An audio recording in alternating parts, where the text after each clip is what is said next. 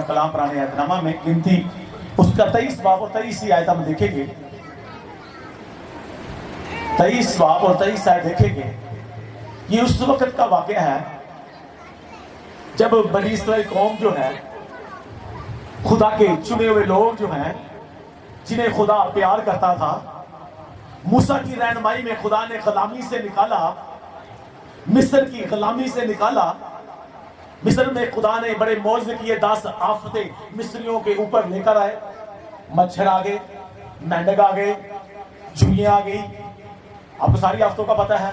पानी जो है वो खून बन गया, उनके जानवर मर गए, ओले पड़े, आग के ओले, अंधेरा हो गया दिन को, और बड़ी 10 आफतें उनके ऊपर आई। खुदा ने बड़ी कुदरत अपनी जाहिर की, और खुदा ने कहा अपने लोगों में, इस्राएल के लोगों में क्या करूंगा, जाहिर करूंगा। ये मिस्र में होता था, लेकिन जशन का इलाका जहां पर इसराइल रहते थे वहां पर ये कोई काम नहीं। टिड्डियां आ गई, उनकी फसल खा गई, उनके पनूठे मर गए। तो लिखा है इसराइल को कोई नुकसान ना पहुंचा, और खुदा उनको लेकर आया। बहुत से रास्ते में उनकी लड़ाइयां भी हुई, सब कौमें उनसे डर गई, क्योंकि वो हमेशा फतह पाते थे। उनके साथ कौन था? उनके साथ लश्करों का खुदा रब्बुल अफ़ाल जो साहिब जंग है, वो उनके साथ था। खुदा उनकी तरफ से जंग लड़ता, खुदा उनको फतह से बढ़कर गलबा देता, सारी कौमों के ऊपर उनकी दहशत छा गई। और एक बादशाह था मोआब, उसने देखा कि ये कौम जब से निकली है, जिस मुल्क में जाती है, जहां से गुजरती है, जो इनसे लड़ता है, कोई इनसे जीत नहीं सकता। ये फाते लोग हैं, ये फतह पाते हैं। उसने क्या किया? उसने बिलाम नबी को बुलाया। उसको, आपको उस वक्त का पता है, कभी भी रास्ते में बोली। बिलाम ने कहा खुदा मुझे कहेगा तो मैं जाऊंगा। खुदा ने कहा तू नहीं जाना। उसने कहा मैं नहीं जाऊंगा। फिर उसने और लोग भेजे, मोआब के बादशाह ने, बिलक बादशाह ने बिलाम नबी के पास। उसने कहा मैं तुझे बहुत सा बड़ा औहदा भी दूंगा, सोना चांदी बड़ा माल दूंगा। उसने कहा अगर अपना तू घर, मेरा घर सोने चांदी से भर देना, फिर भी नहीं आऊंगा। जो खुदा कहेगा, खुदा की मर्जी को मानूंगा। फिर खुदा ने कहा जा, उनके साथ चला जा। खुदा की मर्जी के मुताबिक गया, लेकिन जब वहां पर गया तो उसने, बादशाह ने कहा, बिलक बादशाह ने क्या करना? उसने कहा मैं इसके लिए 7 जगह पर कुर्बानी गुजारूंगा।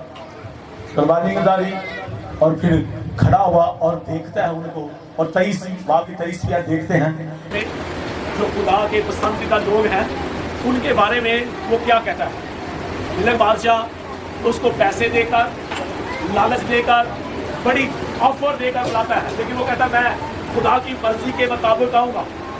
क्या किया? खुदा ने उसको कहा था, उसने कहा तू मुझे जो मर्जी कहे, लेकिन मैं खुदा की मर्जी के मुताबिक चलूंगा। याकूब पर कोई अफसून नहीं चलता, और ना इसराइल के खिलाफ कोई चीज है, और ना इसराइल के खिलाफ फाल कोई चीज है, बल्कि याकूब और इसराइल के हक में अब ये कहा जाएगा कि खुदा ने कैसे कैसे काम किए। खुदा इस कलाम के वसीला से आपको बरकत दे, सब कहे आमीन। बिलक बादशाह ने बढ़ाया कि तू आकर याकूब के खानदान पर, याकूब की नस्ल पर, जो खुदा के चुने हुए लोग हैं, तो उन पर क्या कर, लानत कर।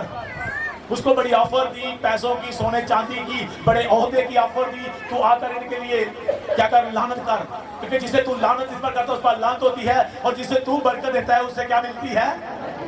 लेकिन ये वादा याकूब के दादे के साथ भी खुदा ने किया था। इब्राहिम ईमानदारों का बाप।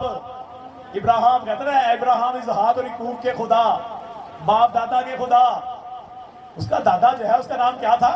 इब्राहिम। और उसके साथ आप पैदाइश 12 बाब पढ़ के देखें, खुदा ने कहा जो तुझे बरकत देगा उसे मैं क्या करूंगा, जो तुझ पर लानत करेगा वो खुद लानती होगा, और सब लोग तेरी नस्ल के वसीला से बरकत पाएंगे। खुदा ने उससे वादा, वो खुदा ने किया था। याकूब के साथ वादा, उसके दादे के साथ वादा खुदा ने किया था। लेकिन यहाँ पर तो बिलक बादशाह है, वो बिलाम को कह रहा है कि जिसे तू बरकत देगा उसे बरकत मिलेगी, जिस पर लानत करेगा। हुक्म किसका बड़ा है? बाप का, खुदा का, समानी खुदा का, यहोवा का हुक्म बड़ा है या इंसान का? उसकी बात सच्ची थी, क्योंकि उसने कहा था जो तुझ पर लानत करेगा वो लानत होगी, तुझे बरकत देगा वो बरकत होगा, बाबरकत होगा। बरकत याकूब के पास थी, उसकी नस्ल के पास थी। तो जब बिलक ने देखा तो वो कहता है याकूब पर कोई, मैं दोबारा इस आयत को पढ़ने लगा हूँ, یعقوب پر کوئی افسون نہیں چلتا. یہ جادو کی کیٹیگری ہے, جادو پڑھنا, علم پڑھنا, کسی کے اوپر جادو کرنا, افسون. اس کے اوپر جادو نہیں چلتا. وہ بلے بادشاہ کو بتا رہا ہے, اس کی ساری قوم کو بتا رہا ہے کہ یہ وہ قوم ہے, یہ وہ نسل ہے جسے خدا نے برکت دی ہے. اس کے اوپر کوئی افسون نہیں چل سکتا, اس کے اوپر کوئی لعنت نہیں چل سکتی, اس کے اوپر کوئی جادو ٹونے کا, تعویذوں کا اثر نہیں ہو سکتا, کیونکہ یہ برکت لوگ ہیں. یہ نسل جو ہے خدا کی چنے ہوئے بندہ کی, باپ ابراہیم کی نسل ہے. اس پر کوئی افسون نہیں چلتا. اور نہ اسرائیل کے خلاف فعال کوئی چیز ہے. فعال چیز ہوتی ہے وہ جادوگر کی چیزیں نکالنا. بیٹا وہ آپ نے دیکھا کوئی طوطے رکھتے ہیں تو وہ تماشا کرنے والوں نے نکال کر پرچی, اس کی قسمت لگے لوگ جاتے ہیں ان کے پاس, طوطے والوں کے پاس. انہوں نے کہا اسرائیل پر کوئی فعال کوئی چیز نہیں ہے, اس کے لیے کچھ بھی کر لو اس پر کوئی چیز اثر نہیں کرے گی. بلکہ کیا ہوگا, تو اس لیے پڑھنے لگا, بلکہ کیا ہوگا ان کے لیے, بلکہ یعقوب اور اسرائیل کے حق میں اب یہ کہا جائے گا, یعقوب اور اسرائیل کے حق میں کیا کہا جائے گا کہ خدا نے کیسے کیسے کام ان کے لیے خدا نے کیے ہیں. خدا نے ان کے لیے بڑے بڑے کام کیے ہیں. خدا نے ان کے لیے بحر کلثم کو 2 حصے کر دیا. خدا نے مصر میں پلوٹوں کو مار کر ان کو آزاد کر دیا. خدا نے ان کے لیے کیسے بڑے بڑے کام کیے جو 10 ہفتے میں نے آپ کو بتا دیا.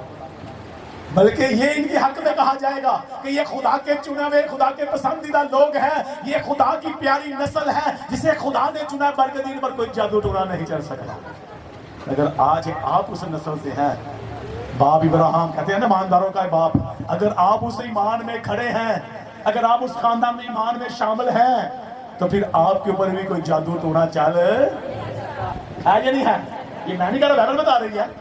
جو ایماندار ہیں, جو ایمانداروں کی نسل ہے, غلام نبی نے کہہ دیا بلک بادشاہ کو, اس کی ساری قوم کو 7 جگہ پر قربانیاں گزاری کی. اس نے کہا یہ جگہ صحیح, اس نے کہا 7 جگہ پر, پھر بھی اس نے کیا کہ اس کو برکت دی. بعد میں بلک بادشاہ غلام نبی کے ساتھ ناراض ہو گیا. تو بھائی میں نے تجھے بتایا آقا میں دشمنوں کے اوپر کیا کر رہا ہے, لعنت کر, لیکن تو کیا کر رہا ہے, ان کو برکت دے رہا ہے, ہمیں ڈرا رہا ہے, برکت دے رہا ہے, بتا رہا ہے یہ تو خدا کے چنے ہوئے لوگ ہیں. تو ہم نے تجھے بتایا تھا, میں چاہتا تھا تجھے بڑا مالدار بنا دوں, تجھے بڑا عہدہ دوں, لیکن تو نے اس کو ٹھکا دیا. تو نے ان کو لعنت نہیں کی, برکت دی.